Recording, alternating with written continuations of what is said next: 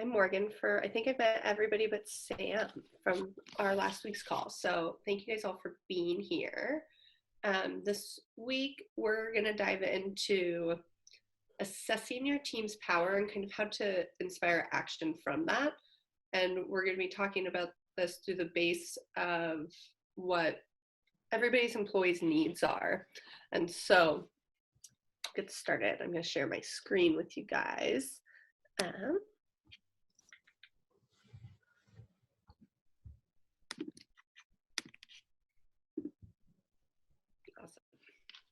So we're going to get started as we usually do with just an intro question, and we'll probably break us out into groups of 2 and do the intro like we did last week, saying who you are. And this week's question is talking about the base of needs, and what is something that you're finding yourself need a little bit more than usual during this time of isolation and staying in quarantine, and how that need is kind of playing with your motivation. I think sometimes during this time, I know for myself, I've noticed that I have a lot more needs on my hands, and it takes away from some of my root of motivation to be able to get those taken care of. And it looks a lot different than it did 2 months ago. So, and going off the definition of need of something that's a necessity for you. So I'll let Maud kind of dive in. Yeah, absolutely. So I'm Maud with the Caputo Group. This is raw leadership, so just kind of tools to lead with grit. One thing I want to keep in mind is we're going to calling on folks to kind of try and make this a very interactive experience. So I have a couple of requests. One, as we're talking, if you could look into the top right-hand corner of your screen and select gallery view instead of speaker view, it kind of gives us a better feeling of being a part of a group. In addition, we're going to call on you. If you are just not feeling it today, it's not your day to be called on, you are absolutely more than welcome to privately message me in chat, and I'll show you where chat is real quick. And just say, hey, please don't, pick on me or don't call on me. So chat. And I'm sure everyone is pretty familiar with Zoom at this point, but again, just want to be able to respect your space. So what's going to happen now is I'm going to move everyone into rooms. There's going to be a room with 2 folks, and there's going to be a room with 3 folks. And then just have an opportunity to answer this question. We'll tell you when to switch in kind of a broadcast and chat.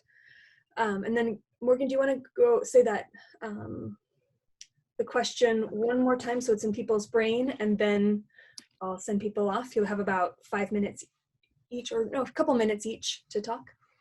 Yeah, so the intro question is, what is one thing that you have found yourself needing a little bit more than usual during this time that is possibly affecting your motivation? Fantastic. Okay, I'm just going to send everybody to their rooms now. Go to your room.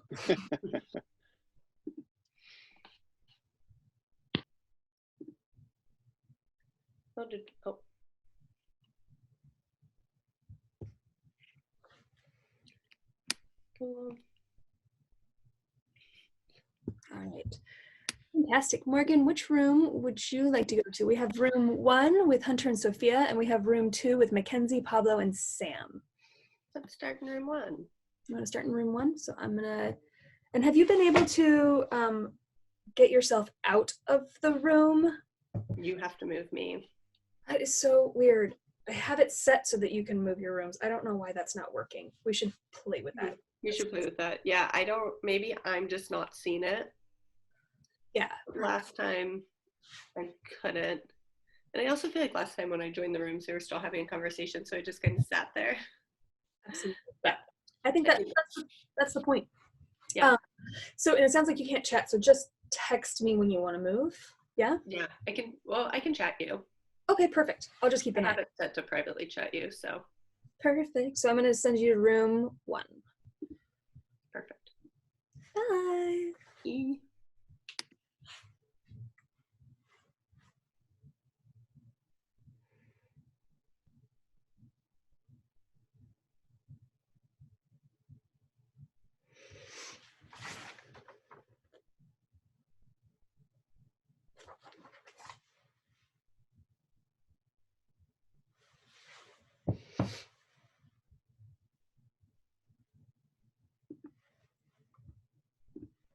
little strange with no one really like walking around or, you know, I guess you go hiking or something, but you kind of have to like keep your distance from people.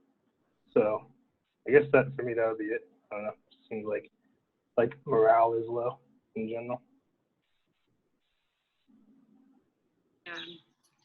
I would say the thing for me that I've noticed I need more of is like structure in your routine, which I think when I have my job and stuff like that, it's easier to have that be the structure. Like things outside of my job is what I plan because I have this thing that I have to be responsible for, but I'm unemployed right now. So I feel like I'm starting to rely more on structure for myself, and structure meaning like I want to be alone for this amount of time every day, or I want to like read for this amount of time. Like it's sort of a nitpicky structure, but I'm like, so like I just need to know when things are happening because I get lost really easily when there's just no plan or no anything going on. I feel like my emotions get kind of caught up in me. So it's like for me, I kind of have been needing to set clearer boundaries on things that I want to like commit to in my personal life more strongly than I would before, I think. Popping in to say hey to everybody, and whoever has the super wonderful cheerful Robin, thank you. That just like made my heart. Yeah. Okay, good. I'm glad. Yeah, this Robin. If it gets, there's construction too, so if it gets like too much, just let me know. But this Robin has been like the best thing of the quarantine. It's really loud every day. It's so awesome. Yeah. Awesome. I'm gonna jump out. Thanks guys for letting me pop in. Sure. Yeah.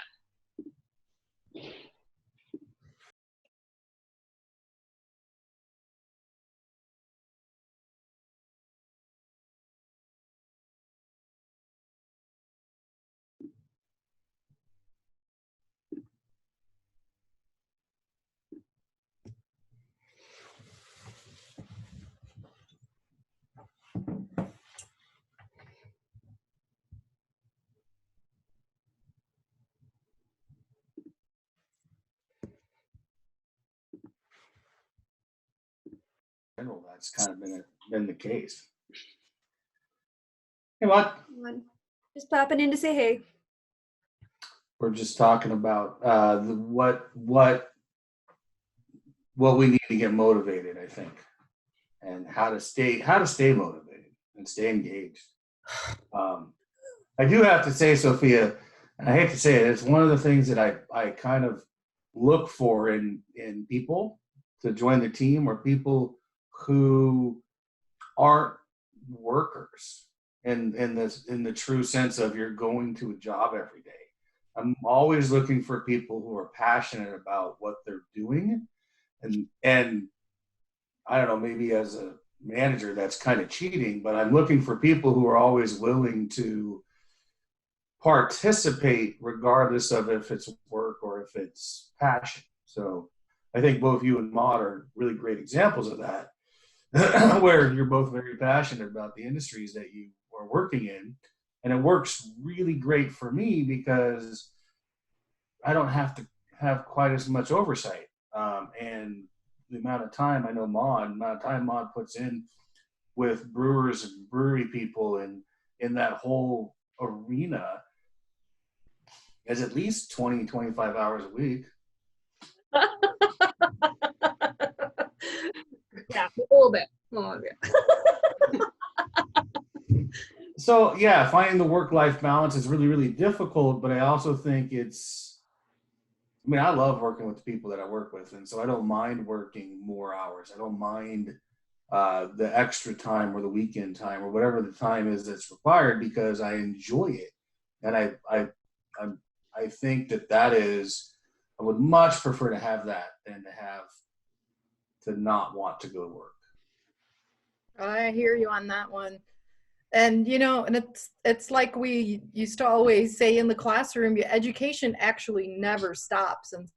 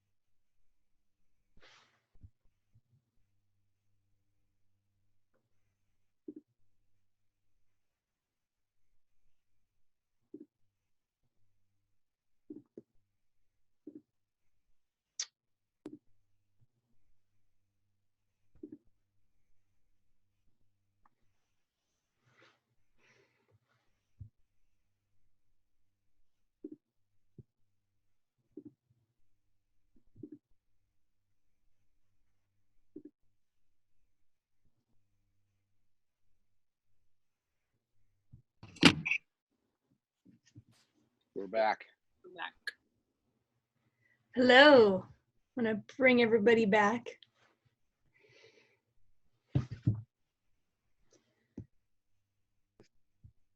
I did something terrible to Morgan. You just put me in a room by myself. I was just sitting there. I was like, wait, I thought you were switching me somewhere else. I'm just in here alone staring at my own face. I know. I couldn't figure out what was going on, and then I just sent you to, yeah. That's okay. Think about what you've done, Morgan. We can always use a little solo time. I do apologize. You're okay. We'll wait for everybody to jump back in here. I really need to put up a hammock. I'm so jealous of you right now. It's a little like it's raining, which is really nice. Yeah. But I'm like having to make sure all of the electronics and things are safe. So it's a little funky having to move around slightly. But yeah, it is a glorious situation. I like it. Yeah. My partner at like 6:30 this morning just sat directly up in bed thinking that he left his computer outside last night because we had worked outside yesterday evening. And he's like, oh no. And it thankfully was inside, but it was just pouring rain. I was like, oh, I'm glad that's not sitting in the rain right now. Yeah, that's terrifying. But right. Well, that'll just ruin your day all day too, waking up like that. Oh, yeah. And then the thought of having to try to figure out how to get a new computer right now sounds pretty brutal. I was just, yesterday I was looking at my computer and I was like, you are a hard working little machine. It is really hard right now. They are working hard right now. Awesome. Well, I hope that was, other than me putting Morgan all by herself, difficulty on my part. I hope that was, everyone got a chance to share what they're working on and kind of need a little bit more of. I'm gonna hand it over to Morgan to kind of dive into some content. Yeah, cool. Yeah, I hope that was a good conversation. It sounded like from Sophia and Hunter, like finding that work-life balance is, and finding that excitement of motivation has been more challenging when we're kind of exhausted all the time and in a different state and in a different flow. And so it's hard to be able to find that motivation flow, which I think which leads me in to what we're going to talk about today. Let me go ahead and share my screen again.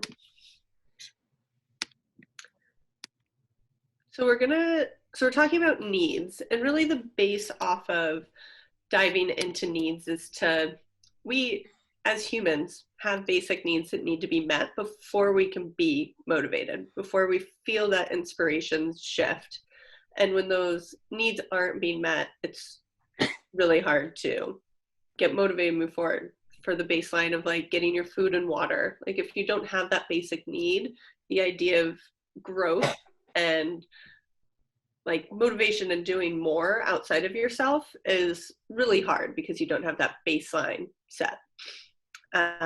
So that's what we're going to kind of talk through, and we're going to talk through it through the lens of, yes, for yourself, but also how to have these conversations with your teams and people that you're leading, like leading yourself, leading your family, leading your teams in general that you're working with, to make sure everybody's baseline needs are met so you can help encourage motivation. So I don't know if all of you have seen this, but we're going to base it off of Maslow's hierarchy of needs, which a lot of research has gone into. And kind of just the baseline here, I'll walk through it. And we need our basic needs met in order to move up this, is the idea. So if our basic needs of warmth, water, food, rest aren't met, you're not going to be able to kind of move up this ladder.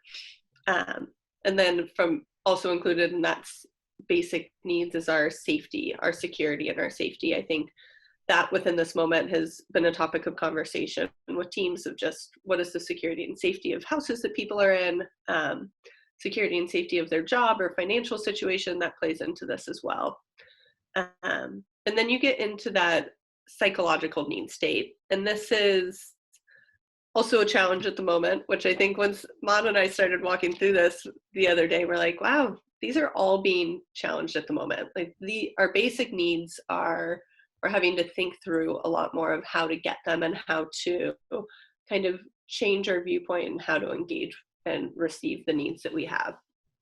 So going into that psychological need phase, we have belongingness and love. And so where are those intimate relationships coming from? How are your friendships working? Like, how are you getting that relationship feedback? And is that need being met? I think that's a challenging piece in our daily life right now. We can't go give our friends a hug. So that basic need has to be looked at in a completely different viewpoint and a different lens than we did before, because we don't get to just go to happy hour and laugh with our friends and give them hugs and go on our way and do it again the next day. And then past that, we also have the esteem needs. So this is the feeling of accomplishment. And this can, once again, definitely within work can be really challenging if there's a lot of confusion with the teams about what direction people are moving, when offices are going to open again, when I've talked to a lot of people who their roles have completely changed and they're not doing the same job that they were doing beforehand. And so they don't really know how to feel accomplished with their days. And then the idea behind that is if all 4 of these baseline needs are met, that's when you can really start moving into being that self-fulfillment, achieving more, like living in that full potential and being really creative and motivated. So baseline of that, if you don't get enough rest at night, when you wake up in the morning, your motivation's probably pretty low because you haven't had that baseline need of rest. So our idea for the day is we're going to kind of walk through these and develop, as all of us in a conversation, questions that you can be asking yourself, and then ways to talk to your team or people that you're working with to assess where their basic needs are being met. Because as a leader, if somebody on your team doesn't have the baseline need of security and you're asking them to do this big project, their output is going to look very different than if their security is met. It's going to be a completely different shift in the way that they're working and their productivity is running. So we're going to talk through kind of a few ways to be able to assess that team and assess your team power and where they're really at. A few things to note when you're having hard conversations with people and just checking on your teams in general, or even checking in on your family or roommates, whatever this looks like in your regards to leadership in today's space. I know everybody has a different areas of their life that they're leading at the moment. And to build that trust and support with your team, if you're having these conversations, really reach out one-on-one to people. Having that one-on-one conversation and just a true check-in can go a really long way. I was working with a team the other week who was having a really hard time just figuring out why their team wasn't as motivated as usual. And they went around and called everybody on their team one-on-one, and they found out a lot about what was going on in their personal life, and they could help. And motivation is coming back because they were able to assess what their team really needed to feel powerful. Along with that, I think introducing the conversation with saying what you're actually calling. Sometimes when you call somebody, it's probably different if it's your family, or roommates, because you're talking to them all the time. But for example, Hunter, if you're calling people on your team that you never talk to one-on-one, they'll be like, why is Hunter calling me? Uh-oh. Which I doubt is their thought process when they see your name pop up. But if they're not used to the conversation, introducing it in a way that you're saying that you just want to check in and see how they're doing. I think a good way to also have these conversations and start them is explaining where you're at as a leader and why you've led to coming to this conversation. Assessing where you're at, sharing that vulnerable space, and then also sharing where your company's at. And then as we're going to work through this, ask specific questions that work up the hierarchy of needs. So you're really diving in deep into that baseline and how they're feeling about other needs that may or may not be met at the moment. So this is kind of just coming back to the idea of where motivation hits, and psychologically we're not as fully motivated, not taking on a lot of work, not doing work really in a productive flow state for sure when our baseline needs are met. But once the idea behind this motivation decreases side is once we feel a sense of security and safety, we're not going back and thinking about that need every day. If you have a sense of security and safety in your life, you're probably not daily checking in on it. So your motivation decreases to kind of fulfill that need. Although on the top side, as you fulfill all the baseline needs, move to that self-actualization, the more you work on that, the more motivated you are to keep fulfilling that.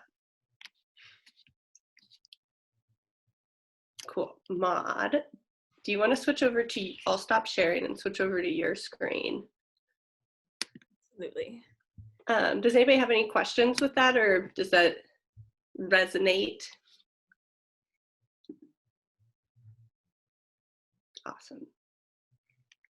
And one thing I wanted to add is that, you know, this is extremely poignant for right now, but this is something that is always true for your staff. So even, you know, pre and post this crazy experience that we're having, you know, you think about, one thing I think about is, hey, that you have a particular team member who's consistently late, and then it turns out that they take the bus and they don't have reliable transportation, you know, kind of thinking about that. So then you're like, hey, all right, I need to examine why before I try and address or try and motivate them. You're like, oh, well, maybe we just need to address a different need before getting in there. So it's always true. Yeah. I think it's really hard as leaders to sometimes take a step back and see the full picture from what's happening inside the workplace and outside the workplace with our teams.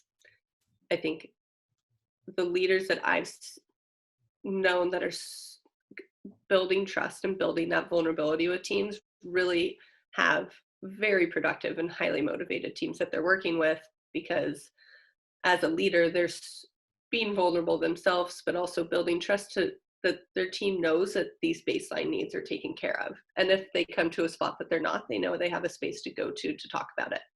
So it's kind of the idea of having this be, yes, within this moment, but also outside of it, because building trust with your team and people that you're working with and leading, so important continuously.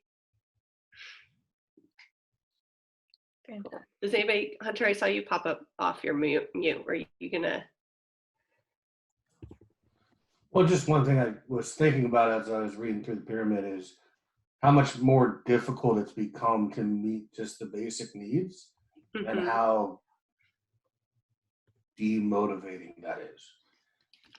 Because it's so much effort just to meet your basic needs. By the time that that's completed, there's less energy to put towards the next items in the pyramid. Yeah. Yeah, exactly. Shopping is now a project instead of just a do. Well, it's not just a project. You got to find your mask. You got to get all your pieces together. And when we do it, we always ask the neighbors and other people. And almost every time there's something somebody needs. And so instead of being a simple outing where we're just getting the things for us, we'll get the things for the neighbors. And I got a cousin that's living in my driveway, so I get him things. And there's just this ongoing list of needs to meet. I mean, honestly, a shopping day is now a whole day of shopping. And then the other piece of that is Julie and I try to split that up. But if we're doing things for other people with the limitations in the stores, often we have to go together, which is fine. But again, now it's not just one person's time to go shopping. It's now two people's time to go shopping. So that was just, I mean, just reading through that, it's just, it makes my shoulders just, when I have to think about just meeting the basic, just meeting the needs of the purple triangle. Yeah. It's, yeah. it's a lot of work right now. And I think one thing that you said that got me excited though is because you're asking other people about what they want and you're taking that on, and that probably helps your sense of love and belonging and esteem. You feel accomplished because you got to help other people. And so really looking at this in the way of like, yes, this takes longer. Our needs are harder to reach here, but how do we balance that and make sure in a way you're reaching other needs? Because coming back to all of these needs are hard to meet. Just having that love and belonging is harder to meet if you're living alone or if you're living with a small group of people and maybe live away from your partner or whatever that looks like. Or living away from your family, you can't hug them. That idea, it's harder to meet, so you have to kind of fill that need in and in a different way. So so what we're going to move into is we're going to kind of together brainstorm, and Morgan's going to be able to kind of say it a little bit better than me. I have full faith. We're going to brainstorm ways to come to your staff, to your team, to your family members, to start addressing these, to find out if these needs need to be addressed for them, kind of discovery questions. It's awkward to just come out and be like, hey, you got some food?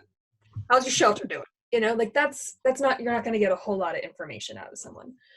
So what I'm going to do is I'm going to stop sharing my video because I'm going to type like I did last time, and you don't want to see wonky Maud going. And again, disclaimer, I have extremely creative spelling, so you're more than welcome to help correct that, or just kind of sit with it and just go along for the ride because it's exciting.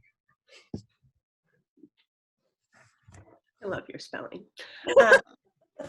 And I think also one thing, we're going to kind of walk through this going up the ladder, but if something pops up that's like, wait, that actually reaches this as well, and this helps that conversation grow to a different length, please jump in and share that. There's no rhyme or reason to how this all has to play out. So be creative. But yeah, to get started, if you were to be chatting with somebody on your team, how would you start the conversation or ask a question in regards to this purple box at the bottom? Does anybody have any ideas to get started with? How are you feeling?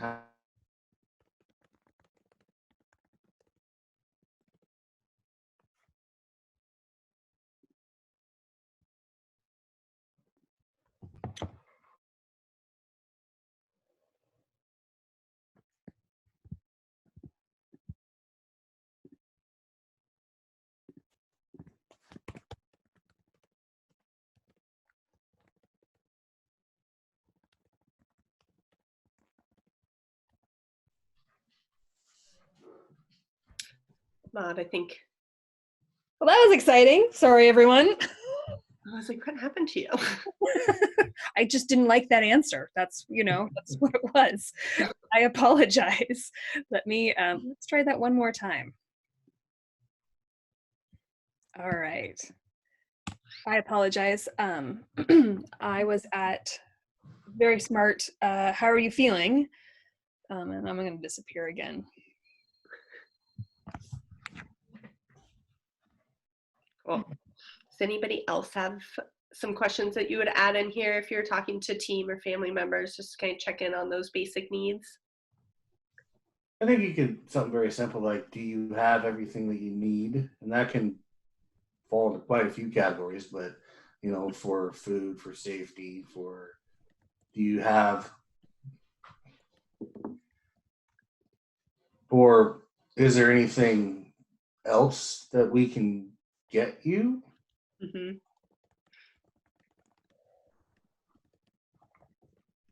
Get you or provide. Mm-hmm. I like that.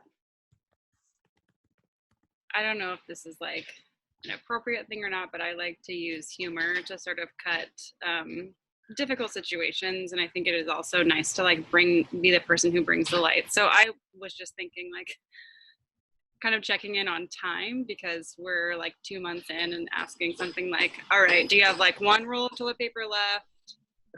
What roll of toilet paper are you on? Did you see any at the store? So I feel like it's coming back, like Mm-hmm. Have you restocked, or are you at the end of it? I To like address the need, but to also like acknowledge that it's a fight, a struggle that we all have right now, and keep it light in that sense. Mm-hmm.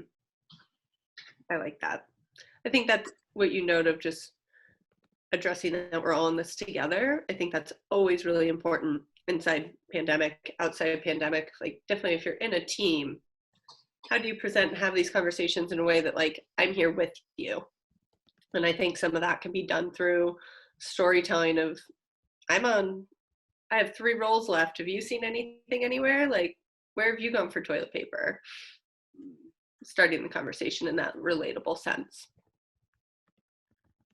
I'm really glad you guys brought up toilet paper because, you know, when I saw you using the Maslow scale, which is, you know, such a great, you know, little visual to work with, and in thinking about the physiological needs, you know, how the whole entire world just basically descended into the root chakra because of this whole thing, and the most popular product is toilet paper. You know, like way to just really bring it down to basics, right? Yeah. I love that. It's so true.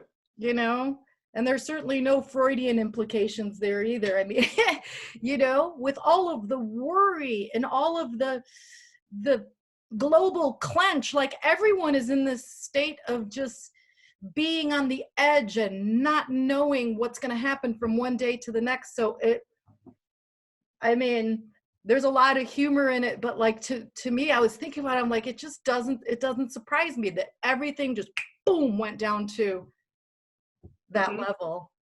Yeah. You know? Yeah, which I think is a good lead into that safety piece. I think there's, in our current moment, a lot of uncertainty, and people don't feel as secure in what's happening around them. They might not feel as secure in if they're going to have a job tomorrow. They might not feel secure in how leaders are leading in our world and what's going on. So there's a lot of fear that comes around this. So what would be a way that you kind of check in and start the conversation with people about understanding if they are feeling that safety and security? And obviously with the asterisks of we all have that fear at the moment, but what are things that they're doing to kind of move past that and create a sense of safety?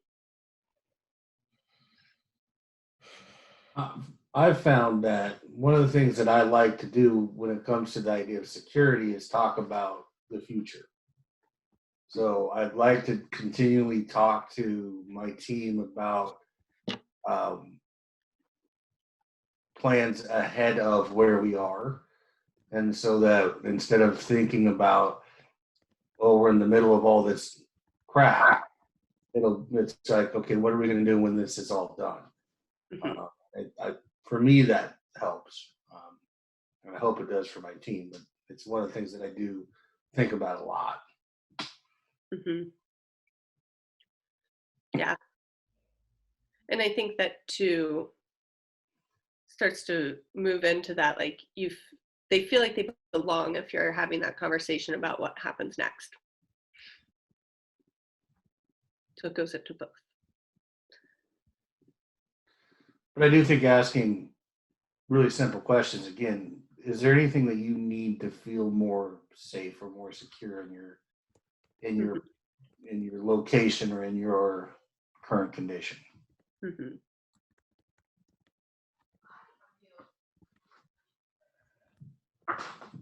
Anybody else have another question they'd add into that to kind of check in?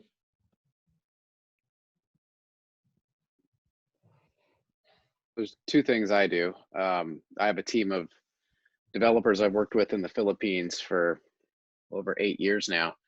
And I just let them know that their jobs are safe because there's plenty of dev work that I feed them from my clients. And and I also ask how their family is doing. There, in the Filipino culture, it's like pulling teeth to get people to open up about anything. But I found out one of my lead developers' son was in the hospital with pneumonia, and I never would have known that. And I encouraged them to take some time off and to deal with that, and they were grateful. But you kind of have to ask and set the stage to get those kinds of answers. But just letting them know that they're supported, and that they have their jobs aren't going anywhere. If in fact that's the case, I would never say that if I was uncertain. But anywhere I can provide certainty from an employment standpoint, I try to do that. Yeah. I also love what you have to say about that's a constant that you're checking in, because I think that's the big piece here through these conversations is consistently checking in.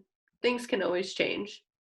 Yeah. And even in real life, like life outside of pandemic, having that constant check-in of just like, hey, how are you feeling? Like, how's your family doing? Maybe you have an employee whose grandmother just got diagnosed with cancer. Like, that's completely outside of the pandemic, and maybe they need a few days to kind of process and take time off, but they don't know if it's okay to ask. And so creating that area of trust with consistent check-ins is really important. So I love that you do that.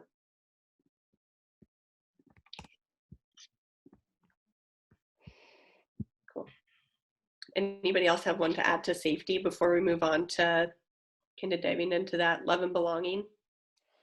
One thing I think people are nervous about, and maybe it goes into physiological needs as well, but the shelter piece. So their homes, I think a lot of people are scared about their homes. Mm-hmm. And maybe they're able to take care of it now, but are maybe scared that they won't be able to take care of it in the future. So, I mean, I don't even know if it's just as blunt as, how's your housing situation? There may be a better way to say that. Yeah, I think that goes in with checking in how their family is, just being like, how are things going at home?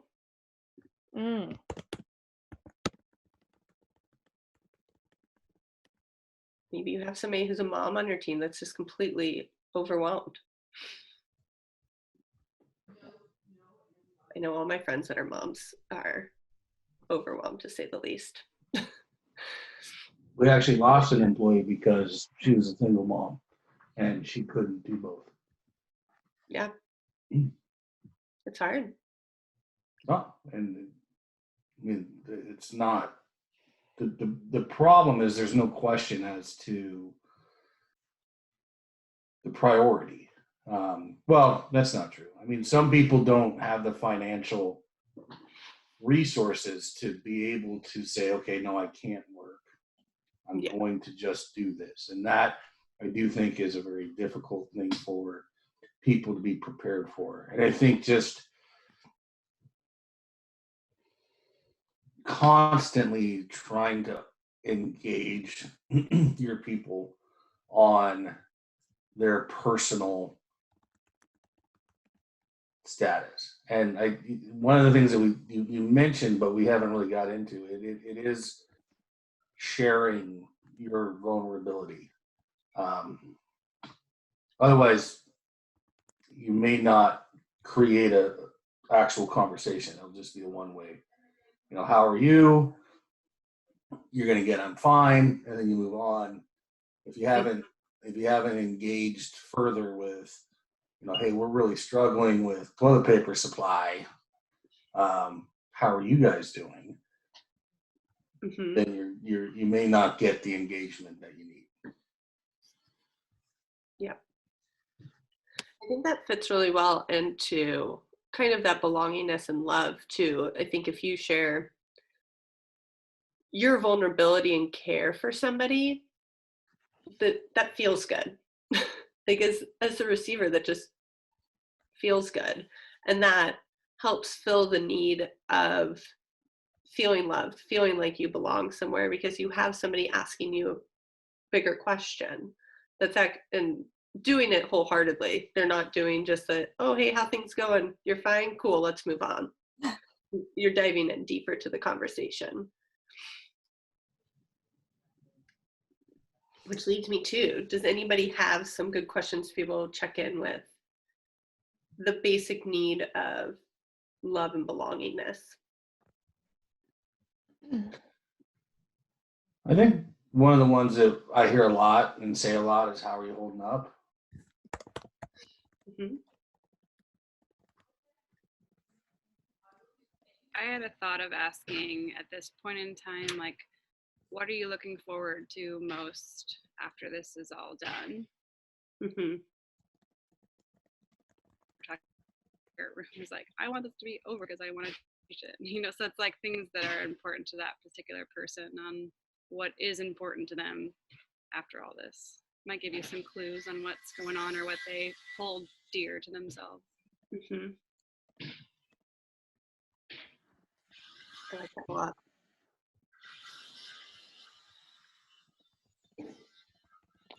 I had a personal assistant for about a year, and we didn't interact a lot. I gave her a lot of work, but I found out her mother had cancer, and I would ask her about it occasionally, maybe every 2 weeks. And it was something I didn't know how to discuss. I didn't know if I should even bring it up. But so I didn't, because I want to pry into her personal life. So maybe once or twice a month, I would ask how her mother was doing. And she would tell me. And then I had her for about a year. She was fantastic. She was just out of college, and she ended up getting a really great job and left me and went to California. But on her exit interview, which I did with her, I was surprised because she said that was the thing that meant the most to her, was that I asked her about her mother. But I was not comfortable asking. I didn't know if I should, if it was my place, where the personal boundaries were. Not something I kind of was surprised that that was important to her. And so, you know, I try and do more of that now. Yeah. I think that's huge. I think that often as leaders, we want to not dive into personal life. We're like, you just talk about work, motivate to work, this is what we do. But I think one thing, hopefully, that this situation is teaching a lot of people is that we need to be more humane with the people that we're interacting with all day. And the more that we can just do that simple check-in and get to know who you're working with from their like root values, what they really care about, what they're struggling with outside of this world of just like checking off boxes on your to-do list, means a lot to people. And it, one, leads to them wanting to do a better job because they know that as a leader you care about them. Also just makes them feel, once again, coming back, they feel loved, they feel cared about, they feel heard, which creates a better space to then, if they have something that's really inspiring that they want to bring to the team, they know that they can share their voice and be heard on your team as well. You know, one time I had my year review with my supervisor, and he said, you know, you're doing so great in every way. You know, the kids are getting a lot out of your classes. You're a model teacher, blah, blah, blah, blah. And I said, okay, well, what can I improve? And he said, well, there's a really big thing that you could do to improve. And of course I was all ears, like, what is it? He said, could you try to become a little bit more of a water cooler person? Can you try to not eat lunch in your classroom? Can you try to have lunch with your colleagues, participate, talk to people, hang out?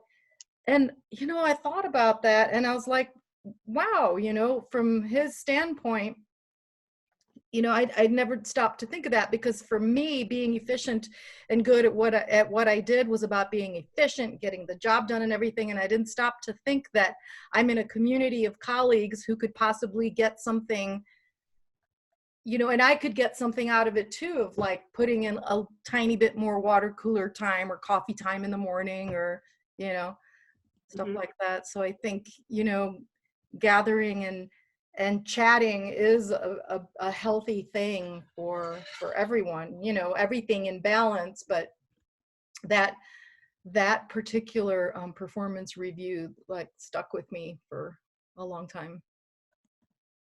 Yeah. Try and spell colleagues. COLL. Nope, it's not. E- Nope, not even gonna do it. Here, let me chat it to you. Oh, and paste it. And you can see it. Cool. We have just about 8 more minutes left until 1. So I want to be aware of everybody's time. And I think I really love this conversation. And I think it's bringing up a lot of good points in regards to how to really dive in and build community with your teams, even if you're from afar now, because we're all remote, to make sure that they're feeling connected and that their needs are being met. That will lead to larger inspiration and motivation in general. So does anybody else have a question they want to add into the love and belongingness before we move on to the feeling accomplished, that esteem needs area? Well, I think the question can go in both areas, which is, is there anything that, I'm going here, can I get you something? I'm doing this, what can I do to help you with your needs? And I think that is something that helps to develop the relationship and the friendship. So I think I try to always ask if somebody needs something if I'm going somewhere, which is now a very stressful place. Which used to be, even if you're going to the store, you just text your neighbor and say, hey, do you guys need anything? And it didn't mean nearly as much 2 months ago, but now it's kind of a really big deal because it's a really big deal to go to the store. So, and I think, yes, even as the person who's offering, you get some feeling of intimacy. I agree.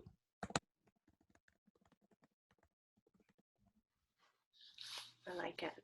So how about for esteem needs? So this is your team and people on your team really trying to feel accomplished about something. They want to feel like they're doing a good job. How would you check in with them to make sure that they feel like they are supported in that need and feeling accomplished? I think sometimes we can get stuck in our mundane tasks, or if you're not receiving feedback often, you're like, am I even doing a good job? I don't really feel that accomplishment. And so how can you work as a leader to make sure that your team is feeling accomplished? For me, it's participation.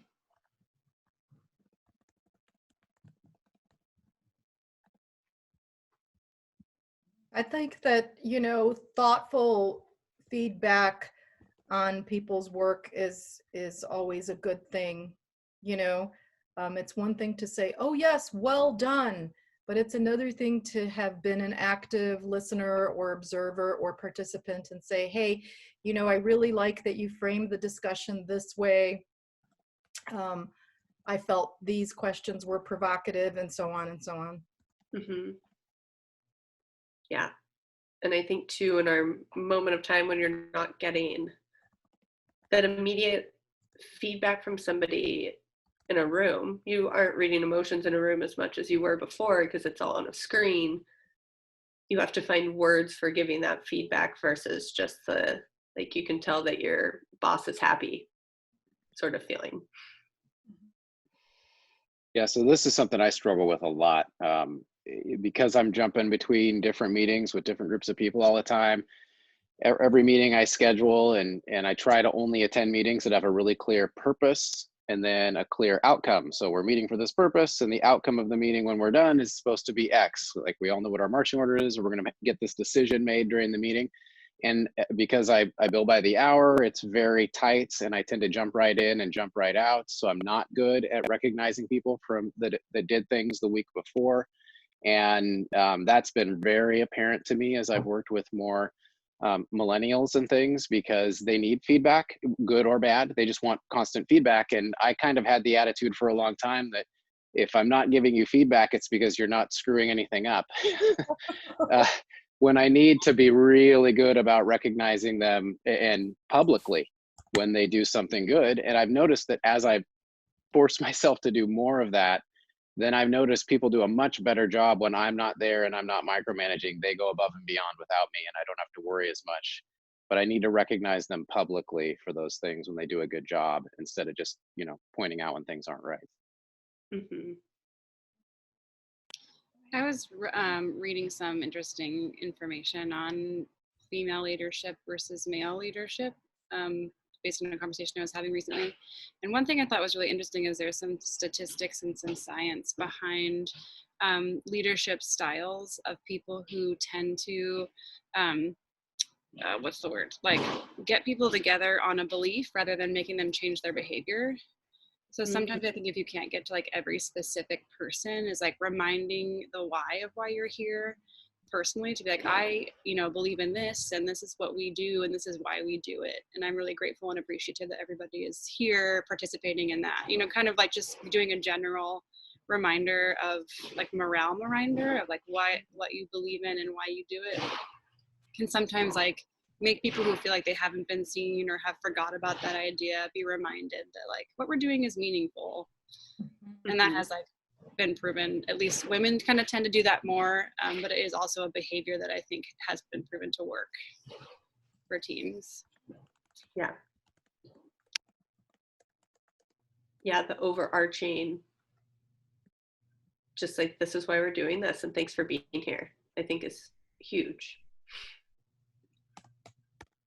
People want to feel like they're part of something bigger. And when you feel like you're part of something bigger and that's being acknowledged by the leadership, that they're so grateful that you're there and they wouldn't be able to do this without you, you once again come into that self-actualization piece of like, you're more inspired to work.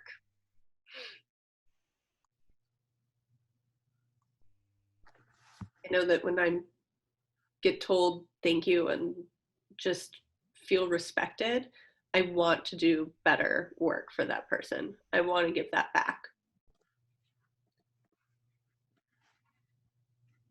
So we are right at the end. We have about a minute left. So I want to be aware of your guys' time. If you guys need to jump off directly at 1, that's totally okay. We can stay on a few minutes to answer any questions. But along with that, what I really wanted to get to with this conversation was the more you do these like base level check-ins and base level assessing of your team's needs, you get to really inspire action to them, because the more you do it, the more they're going to do it. And also the more as a leader, you're able to kind of help them understand what their basic needs are and then help them get there, make them fulfill those. They're going to come with more creativity. They're going to come with more energy. They're going to come with more dedication because you're giving them the space to do so. And as a leader, you have the opportunity to really help them address their needs and hopefully fulfill some of them. I mean, just even the basic question of like, how are you doing is going to fill the need of love and belongingness. Giving feedback is going to fill that need of accomplishment. So that idea kind of builds into the next level of self-actualization. And I think one piece that I'll leave on for that is like, once these questions are asked and you have an idea, one really great question to leave the conversation with is, what's one thing that's going to get you motivated this week? What's something that's inspiring you? That might, and leaving that with like, that doesn't have to be within your job duties. Maybe their inspiration is really because they love cooking bread and they finally figured out, they finally have the time to. Bread's the whole thing. So, but hearing what's inspiring them is another good way to keep them engaged. And reminding them that that doesn't need to be like inspiration within your to-do list at work. If they make extra time every day to feel inspired by baking, they're going to come with more inspiration and creativity to their workload as well. Research has kind of shown that over and over again. Fantastic. Morgan, did you want to go back to some slides real quick, or do you want me to continue sharing? I do have one last slide that I can share with you guys, and it's really just, I'll stop share. I'll send it out to you guys, but my last,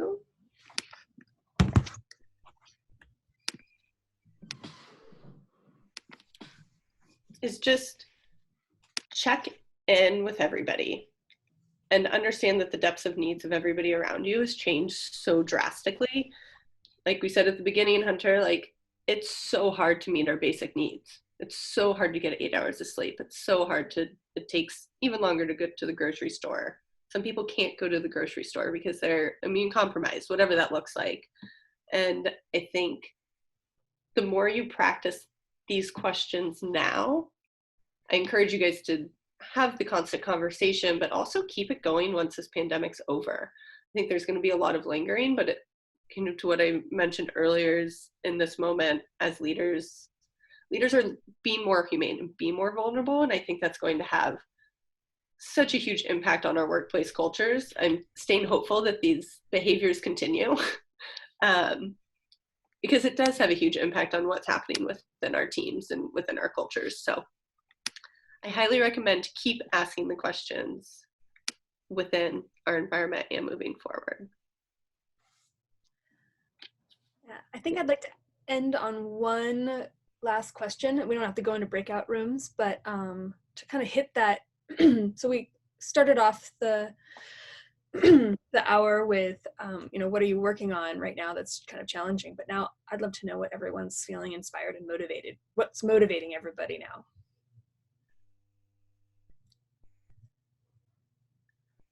Anybody wanna jump in first?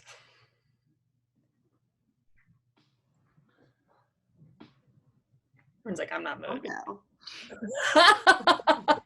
I'm inspired about where we can go from here and how this experience could have helped us to pivot onto things that we've been talking about for a long time and somehow haven't found that groundswell of impetus to make changes. Like how can we pivot towards a more humane society, a greener society, a more sustainable society? How can we eliminate waste? How can we, cherish those things more deeply that, seem to be so commonplace in daily life, and yet this crisis has forced us to focus on. So I feel like, by going inward during this time, we have all encountered vast inner reserves that we can then bring to the outside world, and that's getting me all excited. I'm excited about what can we build after this is all over. How can we finally make those changes? Mine's not nearly as poetic or as philosophical. So but what's really motivating me right now is being helpful, whatever I can do to be helpful. So in helping with those layers, so whether it's making sure all of my neighbors know that they have someone to talk to, calling every single person in my, that especially, older folks that may be stuck at home and very alone, getting supplies for people like that, whatever I can do, or offering webinars or whatever I can do to make myself helpful is inspiring me. I like it. I don't know if it's an inspiration, but one of the things that I keep thinking about and talking about is it's more of a fear. I have a fear that we won't improve, that will only change for the short period of time. It's one of the things that Morgan was talking about. It's not changing your behavior. The idea needs to be to improve your behavior. And so that the changes that we make now become part of our behavior later, not just means to an end for what we're trying to achieve now.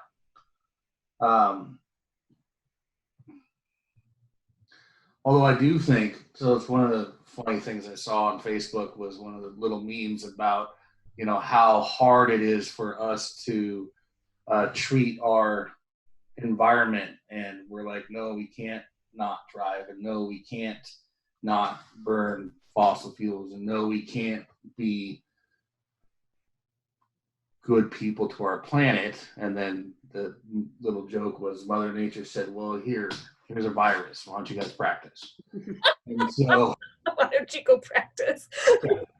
because we're showing that we don't, we don't have to all drive every day. We don't have to be all consuming, I guess. But again, my fear and my hope at the same time is that we don't just make that a short-term change, that we figure out how to incorporate that into our existence. Otherwise, yeah, we might just all go back to where we were. I like that. I think fear sometimes can be a really good motivator. Sure. Absolutely. Morgan, you touched on one other thing that I wrote down. I'm sorry if you wanted to keep on this, but one other thing I wrote down that I think is really, really important. You mentioned having visual cues in these online conferences and meetings, and how we may lack some of the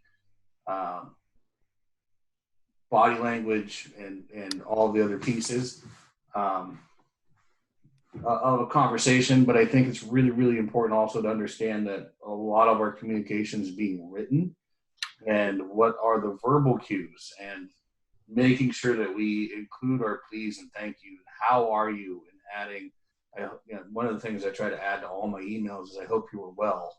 Mm-hmm. So one of the practices I've been doing is going back and rereading my emails to make sure that they're engaging people, and not just telling them you need to do this. Mm-hmm. I like that. I saw a really good,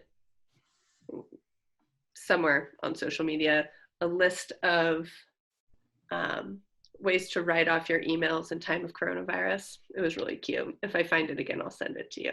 Cool.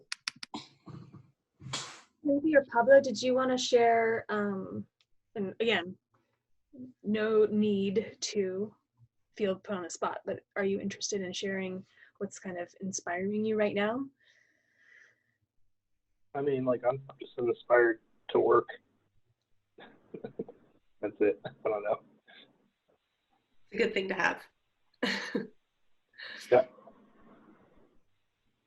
Yeah, absolutely. I do find myself really appreciative. I mean, I've always been appreciative of having a job, but really appreciative that I have a job right now. That's definitely something that I'm pretty excited about. Yeah. Cool. Anyone else? I'll say my internet is kind of doing a weird thing, so I'm sorry if I cut out at all. But my thing I was just thinking about is I'm kind of inspired by the conversations we can still have, because I think my idea of this coronavirus was like lack of stimulation and lack of other people's perspectives. And I honestly did not know that this was going to be like interactive. I thought it was just going to be a talk. So when people were like talking, I was like, oh no, I didn't think it was going to be that. But I've started, I have like really appreciated that. I feel like in this weird time, like I'm getting to know new people who live here and kind of have similar values. And I'm like, that's cool. Like I'm looking forward to those connections that you wouldn't have made before, somehow, through all these kind of ways we're trying to still get through it, that I wouldn't have done if I was allowed to do it on my own. So I'm inspired by like what kinds of conversations I can have with different people after the fact, which is cool. I like that a lot. I like that a lot. Yeah, something to look forward to. Yeah, as well. And a good reminder that all these conversations that we can have should continue. Right. Yeah, absolutely. Well, thank you guys so very, very much for taking your time. And I do apologize that we've gone over. There's just so much good stuff in there. Morgan, do you have any kind of closing thoughts before we kind of move on to letting people get out of here? Not that I can think of. Let me know if you guys have any questions. I will send out the slides again. And Maud and I are going to try to be better about sending out these recordings as well and doing kind of a breakdown of what we talked about in greater detail. So look for those once we figure out how to edit out some of the us jabbering to each other at the beginning. This is riveting. It's just riveting. Nobody actually cares. So Fantastic. Thank you guys so much. So next week is activate and deploy. So it's really talking about, now that we've kind of figured out our core values and we talked about that change curve, we've got Maslow's hierarchy needs, we understand kind of where our team members are and the folks that we were leading. Next we're going to really address how do you get that person to move into contributing in their best space. So thank you guys so much.